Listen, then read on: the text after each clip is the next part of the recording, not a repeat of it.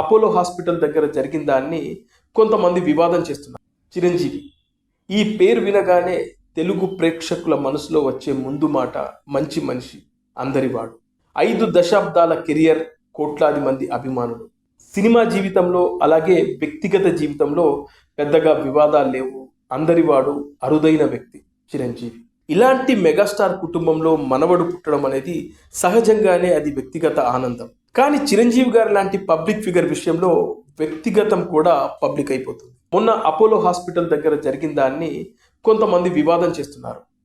చిరంజీవి గారికి మనవడు పుట్టాడనే సంతోషంతో అభిమానులు అక్కడికి చేరుకొని బాణసంచ కాల్చారు. సరదాగా, సంతోషంగా, ఆనందంగా వాళ్ళు తమ అభిమాన నటుడికి ఒక మనవడు వచ్చాడనే ఒక సంతోషంతో వాళ్ళు సెలబ్రేషన్ చేసుకున్నారు. ఇది కొత్తేమీ కాదు. సినీ నటుల, రాజకీయ నాయకుల అభిమానులు చేసే హడావిడి కామన్గా ఉంటూనే ఉంటుంది, జరుగుతూనే ఉంటుంది. అయితే ఇక్కడ అసలు సమస్య ఎక్కడ మొదలైంది అంటే, కొంతమంది యాంటీ జర్నలిస్టులు ఈ ఆనందాన్ని ఆనందంగా చూపించలేదు. వాళ్ళకు కావాల్సింది నిజం కాదు, వార్త కాదు, ఆనందం అంతకన్నా కాదు. వాళ్ళకు కావాల్సింది కాంట్రవర్సీ.